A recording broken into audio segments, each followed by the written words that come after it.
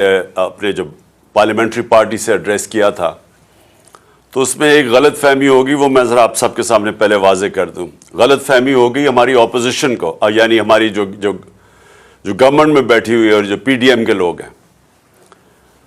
دیکھیں، ہم نے فیصلہ کر لیا ہے کہ ہم نے یہ اسمبلیوں سے، کے پی اور اپنی پنجاب کی اسمبلیوں سے ان کو ڈیزالو کرنا ہے اور الیکشنز پہ جانا ہے۔ ہم نے صرف ان کو، پی ڈی ایم والے لوگوں کو، ان کو ایک پیغام دیا کہ دیکھیں 66% پاکستان میں الیکشن ہوگا جیسے ہم اپنی یہ 2 اسمبلیاں ڈیزالو کریں گے۔ اب 66% پاکستان میں جب الیکشن ہوگا تو جو فیڈرل گورنمنٹ ہے وہ تو اس کا تو کام کرنا ختم ہو جائے گا، کیونکہ وہ تو سارے الیکشن میں چلے جائیں گے۔ جب 66% پاکستان میں الیکشن ہوگا تو فیڈرل گورنمنٹ کیا کرے گی؟ وہ سارے الیکشن میں چلے جائیں گے، اس کا مطلب ملک ہالٹ ہو جائے گا۔ اب میں نے ان کو یہ سمجھایا، کل کوشش کی، اور میرے خیال میں غلط پیغام چلا گیا کہ دیکھیں میں ملک کے لیے آپ کو آفر کر رہا ہوں، الیکشن تو جب بھی ہوں گے وہ انشاءاللہ چاہے اکتوبر میں ہو چاہے اگلے اگست میں ہو، انشاءاللہ تحریک انصاف نے تو اب جیتنا ہے۔ وہ جیتنا اس لیے ہے کہ لوگوں نے جو ان کی کارکردگی دیکھی ہے پچھلے 7 مہینے میں، لوگ تو یعنی ان سے اتنا متنفر ہیں کہ یہ باہر ہی نہیں نکل سکتے۔ یہ جدھر پبلک کے اندر جاتے ہیں ان کو چور کے نعرے لگتے ہیں۔ ملک تو یہ کسی ایک شعبے کے اندر ملک میں کوئی فائدہ نہیں ہوا، یعنی کوئی امپروومنٹ نہیں ہوئی، بلکہ ملک تو نیچے جا رہا ہے۔ سارے جو ان کا جو اپنے 2 بڑے فائنانس منسٹرز جو ان کے لے کے آئے تھے اور یہ تجربہ کار لوگ تھے، وہ اب آپس میں لڑ رہے ہیں۔ وہ جو مفتاح اسماعیل ہے، وہ جو پہلا فائنانس منسٹر ہے، وہ تو اب یہ کہہ رہا ہے کہ یہ ڈیفالٹ کی طرف لے کے جا رہا ہے اسحاق ڈار، اور اسحاق ڈار کہہ رہا ہے کہ اس نے کچھ کیا ہی نہیں ہے جب وہ فائنانس منسٹر تھا۔ دونوں ہی سچ بول رہے ہیں، دونوں ہی سچ یہ بول رہے ہیں کہ ملک جا تو ڈیفالٹ کی طرف رہا ہے، اور دونوں نے کچھ نہیں کیا سوائے سٹیٹمنٹس دینے کے اور ہمارے اوپر تنقید کرنے کے۔ ان کے پاس تو اب کوئی روڈ میپ ہی نہیں ہے اس ملک کو بچانے کے لیے۔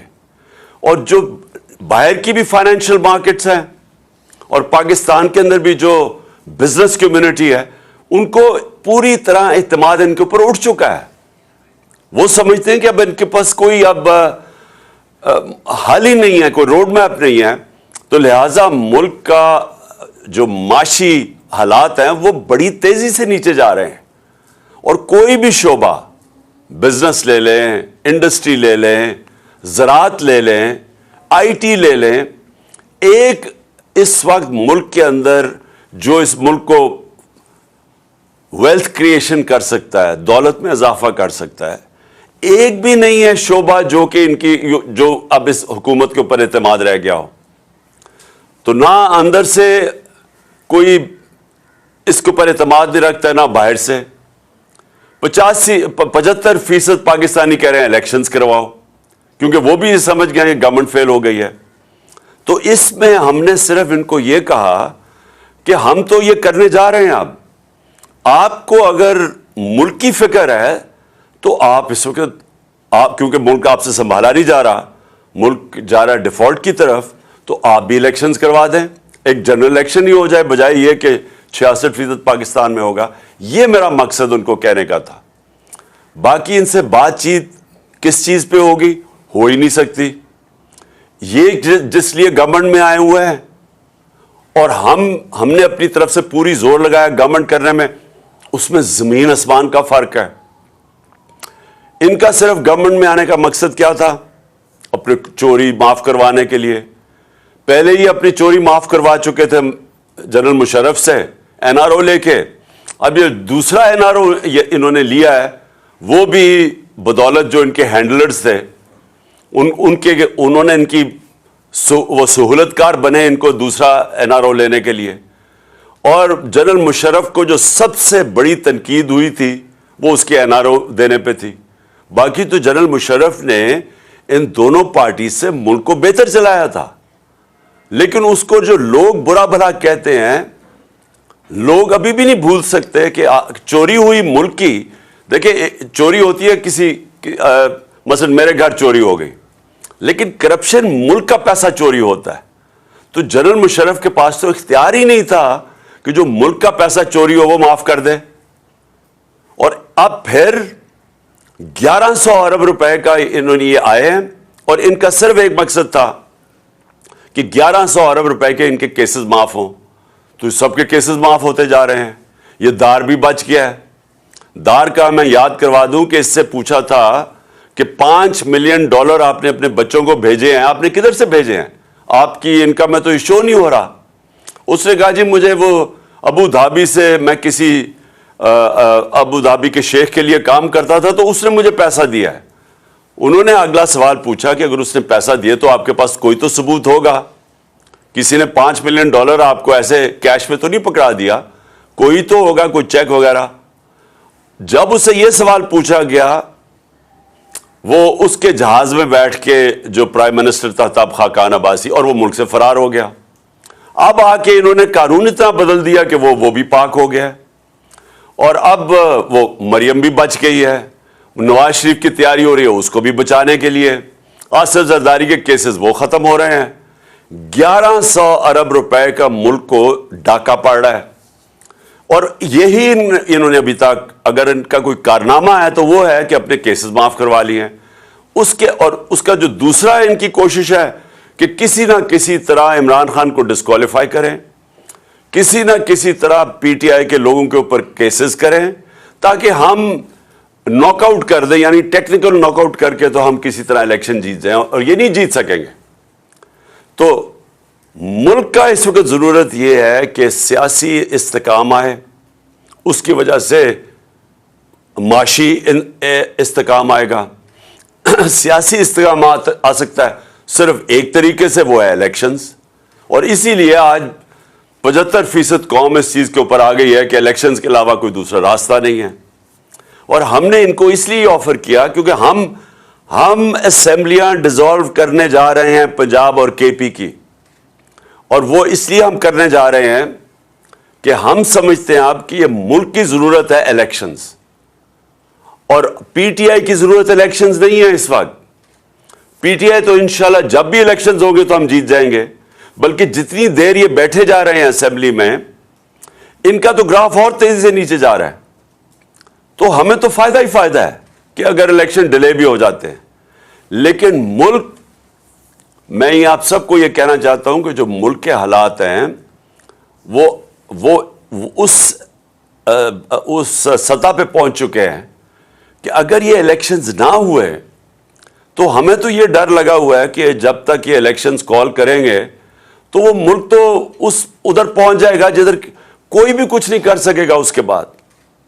اور مجھے یہ سمجھ نہیں آ رہی کہ کیا یہ جو ہینڈلرز ہیں جنہوں نے 7 مہینے ان کی مدد کی, جنہوں نے ان کی مدد کی ان کو اقتدار میں آنے کے لیے, اور ہم آپ کی ذرا سٹیٹمنٹ سن لینا مریم کی, اس کی خاقان عباسی کی, اس کی میرے خیال میں رانا ثناء اللہ, اور ان کا ایک اور SN اقبال, ان کی تو ٹی وی پہ سٹیٹمنٹس ہیں کہ اسٹیبلشمنٹ کے بغیر تو کبھی نو کانفیڈنس کامیاب ہو ہی نہیں سکتا ہے.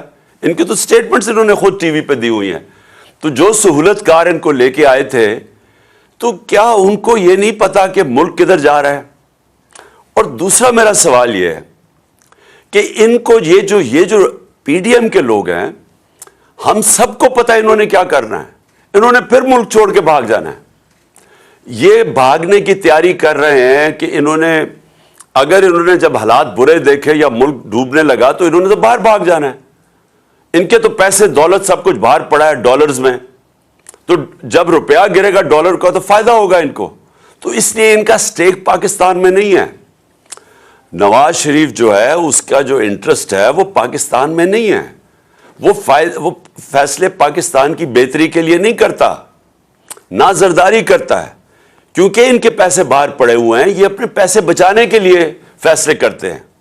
تو ان کی تو کوشش یہ ہے کہ کیونکہ یہ اب الیکشن جیت نہیں سکتے, ملک کو آگے لیتے جاؤ, ڈیلے کرو الیکشن, جتنا ڈیلے ہوگا یہ سمجھتے ہیں کہ یہ ہمارے اوپر کیسز کوسز کر کے, مجھے ڈسکوالیفائی کر کے, اور شاید وہ ماحول بن جائے کہ یہ الیکشن کمشنر تو اب ان کے ساتھ ملا ہوا ہے, وہ تو بالکل ہر فیصلہ, بلکہ ان کی پارٹی کا کوئی ممبر لگتا ہے کہ جو کوشش پوری کر رہا ہے کہ کیسے ان کو جتانا ہے.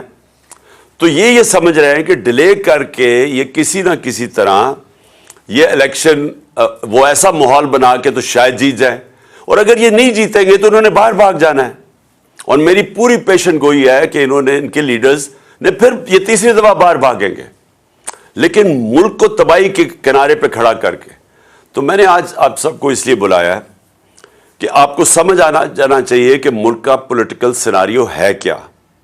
ہم کھڑے ادھر ہیں جدھر یہ ہمارے لیے پی ٹی آئی کا تو گراف اللہ کا شکر ہے کبھی بھی اتنا اوپر نہیں گیا جتنا آج ہے, لیکن ملک کا صورتحال یہ ہے کہ یہ جتنی دیر آپ بیٹھیں گے تو جس طرح میں نے آپ کو شروع میں کہا کہ جو بیرون ملک کا فائنینشیل مارکیٹس ہیں وہ مکمل طور پہ ان کے اوپر اعتماد ان کا کھو بیٹھا ہے. موڈیز ہو یا فچ ہو, جو کہ کریڈٹنگ ایجنسیز ہیں جو دنیا کی ملکوں کی کریڈٹ وردینس ہے اس کا فیصلہ کرتی ہیں, وہ سب انہوں نے پاکستان کو ڈاؤن گریڈ کر دیا. اور یہ جو سی ڈی ایس ہے, اس کا مطلب کہ پاکستان کیا قرضہ واپس کر سکتا ہے, اور جو اس کی رسک ہے اب, وہ ہم جب تھے 5% پہ تھی, آج وہ پہنچ گئی ہے 100% پہ. یعنی کوئی بھی نہیں اب سمجھتا کہ پاکستان اپنا قرضہ واپس کر سکتا ہے. اس لیے باہر سے تو پاکستان میں پیسہ آنے نہیں لگا, نہ انویسٹمنٹ آنے لگی ہے, نہ پاکستان کے اندر سے انویسٹمنٹ آنے لگی ہے. اور دوسری چیز, جو یہ قرضے مانگیں گے کمرشل بینک سے, انہوں نے اب دینے نہیں ہیں قرضے. تو اس ماحول کے اندر ہمارا ملک ایک مزید خطرے میں ہے, اور پھر سے میں کہہ رہا ہوں کہ وہ ادھر پہنچ جائے گا جدھر خدا نہ خواستہ ہمارے کوئی بھی ہم اس کو کنٹرول نہیں کر سکیں گے. تو یہ تو ہمارا پیغام ان کو بھی ہے جنہوں نے جس طرح میں نے کہا انہوں نے تو باہر بھاگ جانا ہے, لیکن جو ان کے ہینڈلرز ہیں ان کو پتہ ہونا چاہیے کہ ملک جدھر کھڑا ہے تو نقصان تو جنہوں نے یہاں رہنا ہے, جن کا جینا مرنا پاکستان میں ہے, وہ نقصان تو ان کو ہونے لگا ہے اور ہو رہا ہے. یعنی ہر روز ملک کے حالات بگڑتے جا رہے ہیں. یا انہوں نے ساری ایل سیز وہ نہیں آنر کر رہے, ساری باہر سے امپورٹس بند کر دی, اور امپورٹس وہ ہیں جو کہ را مٹیریل کے امپورٹس ہیں. اس کا مطلب فیکٹریاں بند ہوتی جا رہی ہیں. انڈسٹری ہماری, ہم نے ریکارڈ بڑی دیر کے بعد انڈسٹری کو اٹھایا تھا اپنی, جو 10.6% پہ گرو کر رہی تھی. ہمارے آخری مہینے میں 26% پہ انڈسٹریل گروتھ تھی, آج وہ 0 پہ پہنچ گئی ہے. زراعت کے اندر ہمارا ریکارڈ 17 سال کے بعد 4.5% ہماری زراعت کی گروتھ ہوئی تھی, اور ہماری 4 فصلیں ریکارڈ تھیں 2 سال. تو وہ بھی آج کسانوں کا ساری فصلیں نیچے آ گئی ہیں, ان کی جو پیداوار ہے, کیونکہ کھادیں بڑھ گئی ہیں, ڈیزل بڑھ گیا ہے, بجلی قیمتیں بڑھ گئی ہیں, ان کی انپٹس ان کی اتنی بڑھ گئی ہیں کہ ان کے پاس پیسہ نہیں ہے اپنی زمین پہ لگانے کے لیے. تو لہٰذا جدھر سے ہم چھوڑ کے گئے تھے اور جدھر یہ پہنچ گیا, جدھر پاکستان کو انہوں نے پہنچا لیا ہے, وہ اس سے صرف نکلنے کا ایک طریقہ ہے, اور وہ میں اب سے نہیں 7 مہینے سے کہہ رہا ہوں, صاف اور شفاف الیکشن. اور میں آپ سب کو آج اس لیے یہ کہا تھا کہ آپ سے میری بات بھی ہو جائے, آپ کو میں بتا بھی دوں کہ میرے ذہن میں کیا ہے. اور میں یہ سمجھتا ہوں کہ آپ سب کو اب تیاری کرنی چاہیے الیکشنز کی. ساروں کو, اپنے ایم این ایز, اپنے ایم پیز, آپ کو اپنے اپنے حلقوں میں نکل جانا چاہیے اب. اور آپ کی تیاری صرف خاص طور پہ ایم پیز کے, لیکن مجھے لگتا ہے کہ جنرل الیکشن کی طرف ہم جا رہے ہیں. ناممکن ہے کہ اگر 66% پاکستان میں الیکشن ہو رہا ہے تو اس کے بعد جنرل الیکشن کو روک سکتے ہیں یہ. تو ہم ساروں کو اب کوشش اپنے حلقوں میں تیاری کر لینی چاہیے الیکشن کی. اور ہم نے صرف ان کو یہ کہا ہوا ہے کہ اگر آپ بات کرنا چاہتے ہیں جنرل الیکشن کی ڈیٹ دینے میں تو ہم بات کریں گے, نہیں تو ہم قریب اناؤنس کر دیں گے اپنی اسمبلیز ڈیزالو کر کے الیکشنز. اور میں نے محمود خان آپ کو بھی مجھے پتہ ہے کہ آپ تیار ہیں بالکل, اور پرویز الہی نے بھی مجھے پوری گو ہیڈ دے دی ہے کہ جب میں چاہوں گا تو اسمبلی اس میں ڈیزالو کر سکتا ہوں. تو میں اس لیے یہ سب کو آپ کو بتانا چاہتا تھا کہ اب تیاری ہو جانی چاہیے مینٹلی, چاہے وہ الیکشن پہ آئیں یا نہ آئیں. اگر وہ آئیں گے تو ٹھیک ہے, جنرل الیکشن پہ ہم چلے جائیں گے, لیکن اگر وہ نہیں آتے تو ہم نے اسی مہینے انشاءاللہ اپنی پروونشل اسمبلی سے کو ڈیزالو کر کے ہم نے پھر اب الیکشنز کی طرف نکل جانا ہے. ہاں, ایک میں نے آپ سب کو کہنا تھا کہ بڑا ضروری ہے کہ آپ نے اعظم سواتی کے لیے پروٹیسٹ کرنا ہے. سب کو میں کہہ رہا ہوں, جو اسے ظلم ہوا ہے یہ ظلم کی انتہا ہے. ایک آدمی جس نے ایک ٹویٹ کیا ہے, دنیا کے اندر ہر جگہ آپ کو اجازت ہوتی ہے جمہوریت میں تنقید کرنے کی. ایک ٹویٹ کے اوپر تنقید کرنے پہ اس کو تشدد کیا گیا. ایک 75 سالہ آدمی, اس کو پہلے اس کے پوتا اور پوتیوں کے سامنے مارا گھر میں جا کے, اس کے بعد اس کو لے جا کے یہ ڈرٹی ہیری نے کے آرڈرز پہ انہوں نے اس کے اوپر تشدد کیا ننگا کر کے. اور اس آدمی کا کوئی بھی اس کے اوپر اس طرح کا ظلم ہوا ہوتا تو اس کا غصہ آنا تھا. اس کے بعد اس کی جو سب سے بڑا ہمارے معاشرے کے اندر, ایک ہمارا معاشرہ اسلامی معاشرہ ہے, اس کی جو ویڈیو بنا کے اس کے گھر اس کی فیملی کو دی گئی, یعنی کون آدمی ہے اس کے بعد ریئیکٹ نہیں کرے گا؟ میری طرح کا آدمی, میں تو خود کش حملے کے لیے تیار ہو جاؤں گا میرے گھر سے مجھے کوئی اس طرح کرے. یعنی میں تو اپنا سارا, میں اس کے بعد تو صرف ایک چیز میرے ذہن میں آئے کہ میں نے بدلہ کیسے لینا ہے, اور میں ہر سطح پہ جاؤں بدلہ لینے کے لیے. تو وہ آدمی جب اس کا ذہنی اس کا سوچ دیکھے کہ وہ کدھر پہنچا ہوا ہے, تو اس سے اگر منہ سے چیزیں نکل بھی گئی تو یہ تو دیکھیں کہ ہوا کیا ہوا ہے. آپ سب بیٹھے ہوئے ہیں اور میں آپ سب کو جانتا ہوں کہ آپ کو سب کسی سے بھی یہ ہو تو آپ سارے اسی طرح ریئیکٹ کریں. کون غیرت مند آدمی اس طرح ریئیکٹ نہیں کرے گا؟ اور اس کو آپ پکڑ کے اس کے اوپر 30 FIRs کاٹ دیے اور اس کو کوئٹہ لے گئے ہیں, اور اس کی ہارٹ کی کنڈیشن ہے. ہم یہ ابھی سب, اگر اعظم سواتی کو کچھ ہوا, ہم سارے FIRs کاٹیں گے ان سب لوگوں پہ جو ذمہ دار ہیں اس سے یہ اس کے اوپر تشدد کرنے پہ, اور اس کو پھر یہ جو اس کو کوئٹہ لے کے گئے ہیں, جس طرح پکڑ کے لے کے گئے ہیں, سارا ہمارے جسٹس سسٹم کا مذاق اڑ گیا. سارا پاکستان کے اندر فنڈامنٹل رائٹس, یعنی میں پھر سے بڑے ادب سے اپنی عدلیہ سے کہتا ہوں کہ اگر آپ اس قوم کے فنڈامنٹل رائٹس کی حفاظت نہیں کریں گے تو اور کون کرے گا؟ کہ کس کے پاس ہم جائیں کہ اتنی بڑی وائلیشن ہو رہی ہے انسانی حقوق کی, تو اس کا یہاں تو اس کا مطلب جنگل کا قانون ہے, تو طاقتور جو مرضی کر سکے. تو اس لیے میں چاہتا ہوں کہ ساروں کو آپ کو اس کے اوپر سٹیٹمنٹس دینی چاہیے اور کھڑا ہونا چاہیے. آپ کو ساروں میں اپنے لوگوں کو اویئر کرنا چاہیے کہ اگر یہ آج اعظم سواتی سے ہو سکتا ہے تو یہ آپ کے کسی سے بھی یہ ہو سکتا ہے, ہم کسی سے بھی یہ کر سکتے ہیں.